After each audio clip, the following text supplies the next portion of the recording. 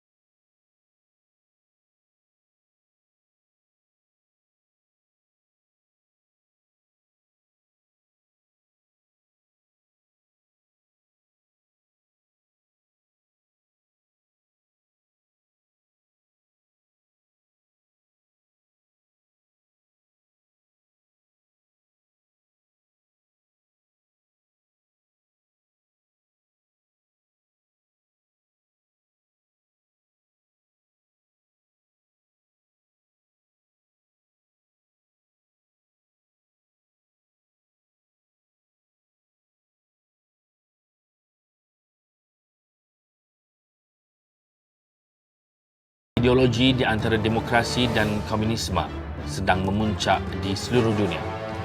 Golongan komunis di bawah kepimpinan Rusia dan China telah menawan Vietnam. Mereka juga sedang mempengaruhi Indonesia dan segolongan penduduk Persekutuan Tanah Melayu, Philippines, Singapura dan Sarawak. Dalam tempoh 23 hari, Sir Harold Macmillan, Perdana Menteri Britain, telah menyatakan sokongannya dan memacu cadangan ini menjadi suatu pecutan proses integrasi politik. Pada 26 Jun 1961, tanah jajahan British Borneo iaitu Sarawak, Brunei dan Sabah telah bermesyuarat di Singapura. Ramai pemimpin memberi sokongan dan mereka pula telah menubuhkan Malaysia Solidarity Consultative Committee di mana Sarawak telah diwakili oleh Datuk Bandar Abang Mustafa, Temenggung Jugah, Ling Beng Siu dan James Wong Kim Min. Memandangkan ancaman dari Communist Clandestine Organisation Sarawak yang dibantu oleh komunis dari China dan Indonesia semakin meruncing, maka jawatankuasa ini mendesak agar Persekutuan Malaysia ditubuhkan dengan segera. Justru itu, pada 4 Januari 1962, Dewan Undangan Negeri Sarawak telah meluluskan kertas putih Malaysia dan Sarawak.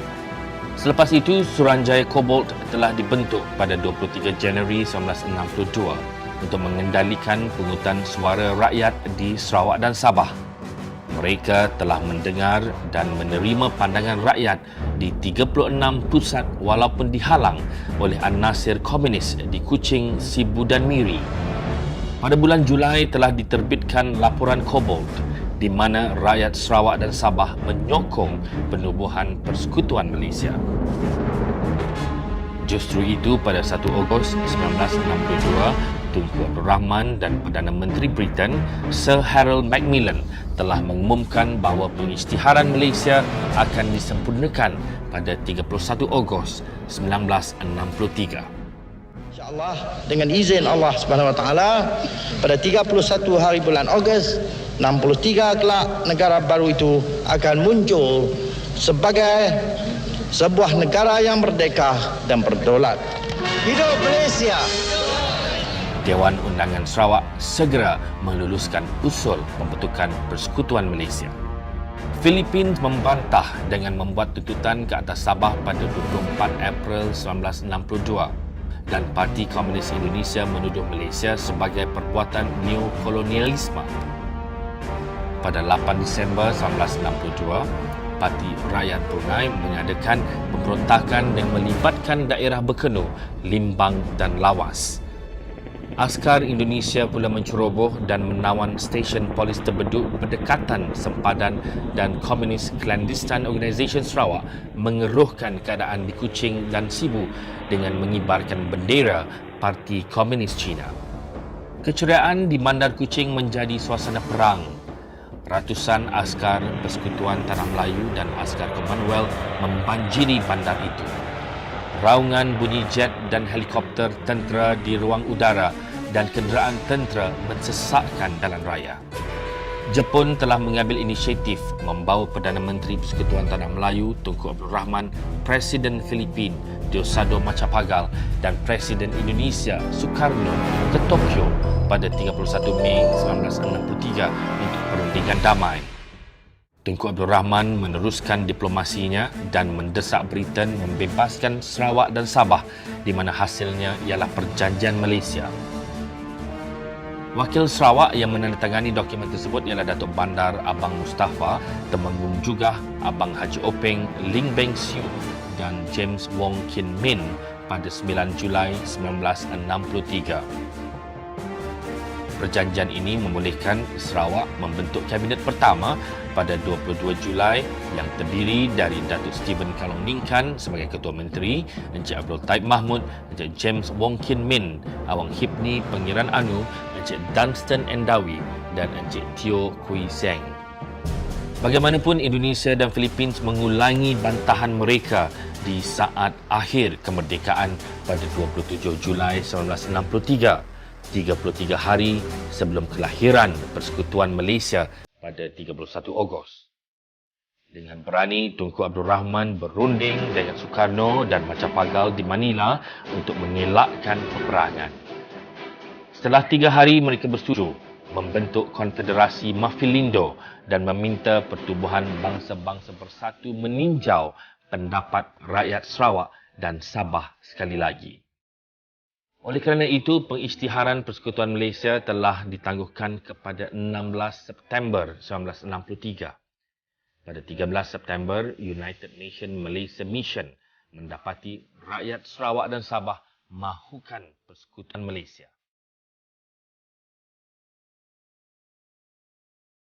16 September 1963, hari penuh debaran akhirnya tiba dan tiada siapa yang dapat menghalang janji sejarah. Di Kuching, ibu kota Sarawak, rakyat menyaksikan pelantikan UMNO yang pertama dari anak negeri, yang terutama Datu Haji Abang Openg. Tuan yang terutama itu berikrar berkhidmat kepada bangsa dan negara Malaysia, memimpin negeri mengikut lunas-lunas demokrasi. Manakala oleh Ketua Menteri Sarawak, seorang Iban, Encik Stephen Kalong Ningkan, diisytiharkan bahawa Sarawak sekarang telah meningkat taraf menjadi sebuah negeri.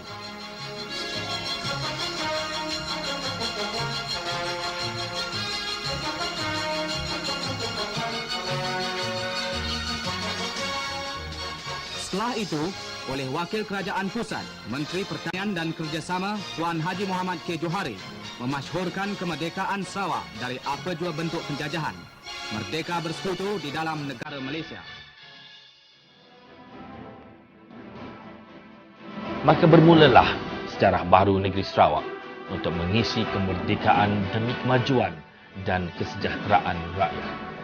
Landasan awal telah diletakkan oleh Ketua Menteri yang pertama, Datuk Stephen Kalong Ningkan. Ketua Menteri yang kedua, Datuk Tawi Sri, membawa keyakinan baru. Ketua Menteri ketiga, Datuk Abdul Rahman Yaakob, menghapuskan gerombolan komunis. Ketua Menteri keempat, P.N. Sri Abdul Taib Mahmud, ahli Kabinet pertama 1963, membawa politik pembangunan yang membawa transformasi kemajuan fizikal dan insan sehingga detik bersejarah hari ini, 16 September 2010.